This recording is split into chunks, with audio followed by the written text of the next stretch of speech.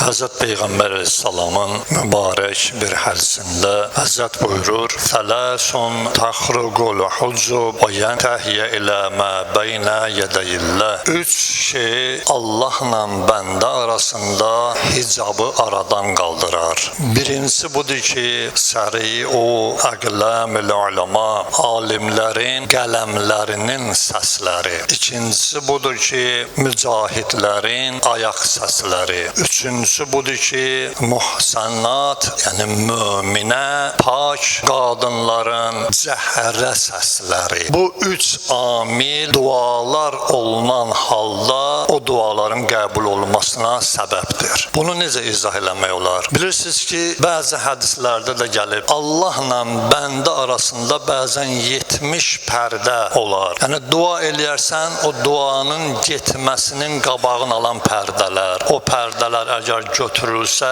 sənin duan Allaha yetişər. Yəni Allah onu qəbul eləyər maniyəsiz. O 70 pərdə nədir? Bizim əməllərimiz və müəyyən günahlarımız. O pərdələrin də qalxması üç şeydə Həzrət Peyğəmbər Aleyhisselam buyurur ki, asandır. Biri nədir? Həzrət buyurur ki, alimlərin qələmlərinin sədası. Bilirsiniz ki, Allah yanında ən əzəmətli şəxslər Peyğəmbər Aleyhisselam, imamlardan sonra alimlər gələr. O alimlər ki, Peyğəmbər Aleyhisselam buyurur ki, şəhidlərin qanından ağır olar mürəkkəbləri. Gör, nə qədər alimlərin Allah yanında dərəcəsi var ki, bir dənə mürəkkəbi o müharibədə can qoyan şəhidlərin qanından bir ağır olar. Amma o şəhidlərin görün nə qədər Allah yanında dərəcəsi var ki, qanı yerə düşməmiş mələklər şəhidlərə qanatlarını açarlar, onları behiştə apararlar. Gör, hələm şəhid nə əzəmətdədir. Amma deyir, alimin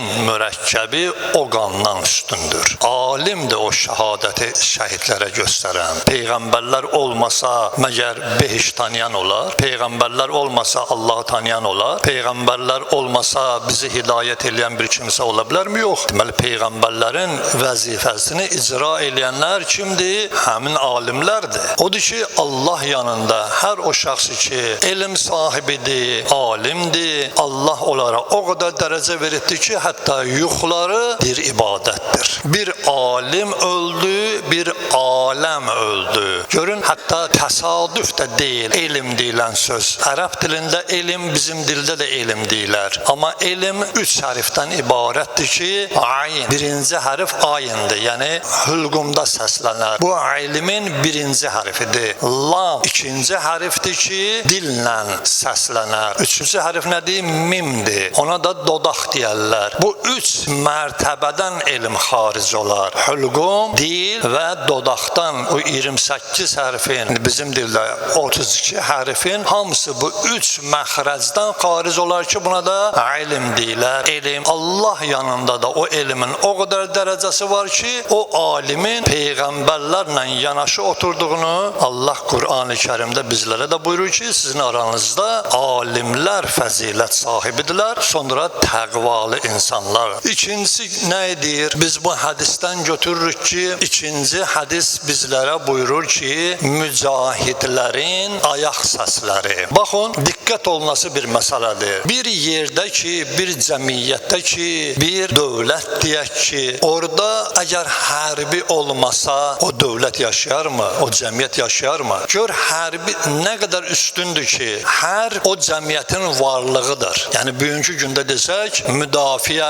nazirliyi, müdafiə, belə deyək, hər bir şeyi, istər orada texniki vasitələr olsun, istər canlı vasitələr olsun. Onların hər biri Peyğəmbər Aleyhisselam buyurur ki, cəmiyyətin varlığıdır. Yəni, hərbi nədir? Cəmiyyətin başının ucalığıdır. Nə qədər hərbi güclü olsa, bir o qədər cəmiyyət dinc olar. Bir o qədər cəmiyyət möhkəm olar və onların da, görün Allah yanında nə qədər üstünlüyü var ki, Həzrət Peyğəmbər Aleyhisselam mücahid deyəndə kimə deyir? Yəni, bir dəstə ki, o cəmiyyəti qoruyur. Yəni, hərbi Həzrət buyurur ki, onların ayağının səsləri Allaha pərdəsiz gedər. Görün, nə deyən sözdür bu? Yəni, belə deyim. Məsəl üçün, biz hər namazda görürsən ki, hərbiçilərimizə dua edirik, sərhədçilərimizə dua edirik, şəhidlərimizə dua edirik. Bir növ bu hədis bizə bilirsiniz, nə deyir? Deyir ki, siz hərbiçilərə deyin ki, onlar sizə dua eləsinlər. Bu nə deyən sözdür? Həzrət Peyğəmbər sallallahu buyurur ki,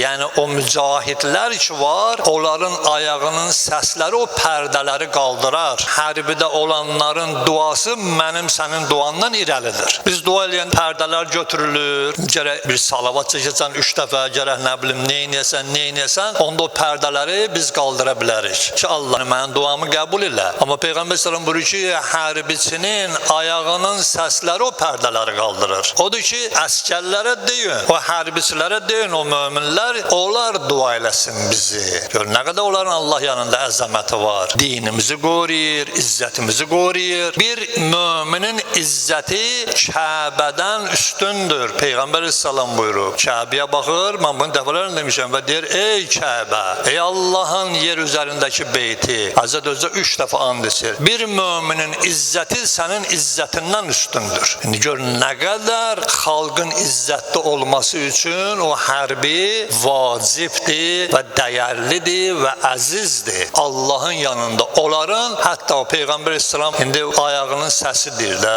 Elə deyərəm ki, Peyğəmbər sallallahu sözündən o məna çıxır ki, onların hər bir yerdə duası qəbuldur. Gəzməyində də duası qəbuldur. Yatanda da duası qəbuldur. Çünki nədir? Onlar mənlə bizim aramızda bir örtüşdür. Hansı vaxt dua eləsələr Allah onların dualarını qəbul edir. Yəni bu qədər hərbiçinin əzəməti var. Üçüncü məsələ nədir? Üçüncü məsələ budur ki, Peyğəmbər sallallahu buyurur. O muhsanat, o möminə xanımlar ki, o möminə xanımların cəhrələrinin sədası, yəni pərdələri, o cəhrənin səsi götürər, aradan qaldırar, dua eləsələr qəbuldur. Qabaq bir dəfə də mən bunu dedim, mən görmüşəm, nənəmdə də olur, belə bir taxtadan düzəldirdi, orada ipi qoyur, belə fırlayırsan, o da cırıl, sap eləyirsən ondan, cırıldayır. İndi də muzeylərdə var o. İndi buradan yaxşı, nə məna çıxır? İndi buradan baxaq görə Peyğəmbər sallallahu bizə nə demək istəyir? Yəni cəhrənin səsi və ya möminə xanımın səsindən ucadır o ki, Peyğəmbər bu ki, o cəhrənin səsi. Buradan çox mənalar çıxır. Birincisi budur ki, o möminə xanımlar ki, iş görərlər evdə, indi keçmişdə indikilə fərqli idi. Evində nədir? Bir dənə fabrik iş görür. Demək, o Allah yanında daha fəzilətli xanımdır. Bir var, o xanım ki, oturur əlinin üstünə qoya, dua eləyə. Bir də var ki, o xanım ki, ailəsi üçün, cəmiyyət üçün evində toxuya, iş görə. Allah Peyğəmbəri buyurur ki, onun duası qəbuldur. Və buradan başqa bir nə çıxır ortaya? Buradan o çıxır ortaya ki, qadınlar da kişilər kimi işləmək hüququna malikdirlər. Biz bəzən deyirik ki, qadınlar görə işləməsin. Necə işləməsin? Əksinə işləməsində gör nə qədər fəzilət vardır. Və o cümlədən buradan bu mənada çıxır ki, ortaya qadınlar cəmiyyətin elə bir fərdi şəxsləridir ki, onların cəmiyyət üçün hansısa bir işi Allah yanında qiymətləndirilir. Yəni, həm möminə olasan, həm iffətli olasan, həm də gedib işləyəsən. Xanım keçmişdə evində o fabriki işlədirdi, indiki cəmiyyət fabriklər nədir? Elə həmin o cəhrələrdir. Demək, xanım gedib işləyə bilər. İşlədiyi yerdə də, işlədiyi anda da Peyğəmbər sallallahu buyurur ki, Allaha dua eləsə, Allah onların duasını qəbul eləyər. Amma şərti nədir? Təbii ki,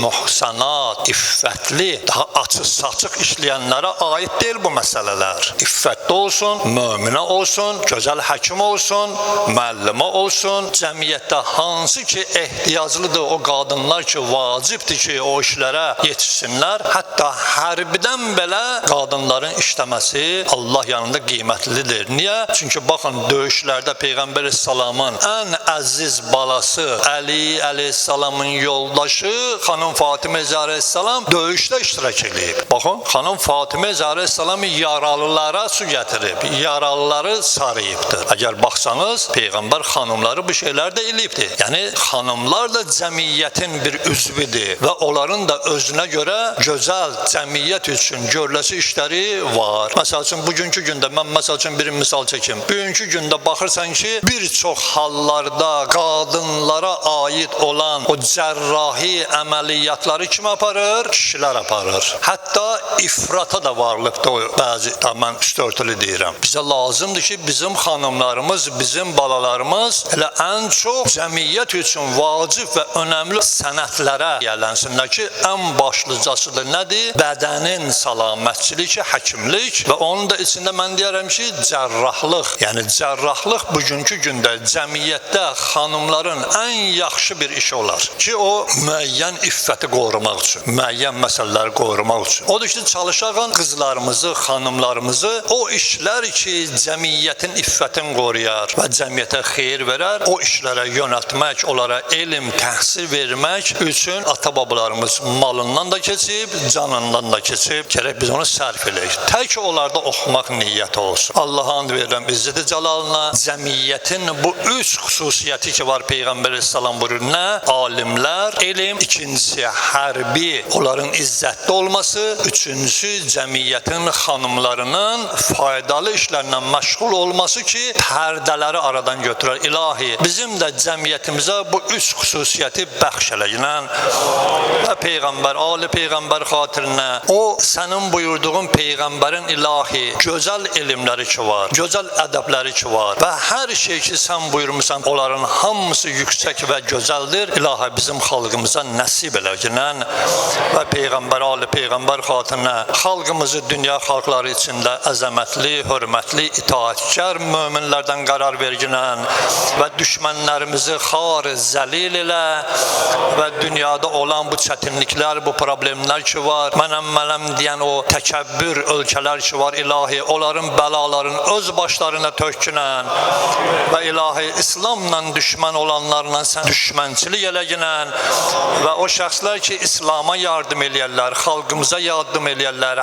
həm maddi, həm mənəvi, ilahi, onların dünya ahirətini abad elə və Peyğəmbər, ali Peyğəmbər xatirinə o əzizlərimiz ki var, cəbhədə bizi qoruyurlar, hər yerdə bizi qoruyurlar, ilahi, onları da öz rəhmətinlə, öz nuraniyyətinlə, öz hifz eləyən adınla onları hifz eləginən Peyğəmbər, ali Peyğəmbər xatirinə heç kəsi qapıdan əli boş qaytarmaginən və izzətin xatirinə gələcək günlərimizi xeyirli, bərəkətli və imamət yolunda bizi sabit qədəm elə, beytivi və əhl-i beytin məzarlarını ziyarət etməmiş bizi dünyadan aparmaginən və həmsinin əhl-i beyti başımızın üstünə rəhmət olaraq gətirmədən bizi dünyadan köçürtmə, heç bir cəmiyyəti ağsaqqalsız eləmə, bizim də cəmiyyətin ağsaqqallarına xeyirli, bərəkətli ömür əta ilə və cavanlarımız ki var, ilahi, başımızın ucalığı da onları başımızda tac eləyinən və iffətli xanımları da ilahi, Peyğəmbər, ali Peyğəmbərin o xanımları ki vardı, iffətli və izzətli ilahi, onların yolun gedənlərdən qərar verginən,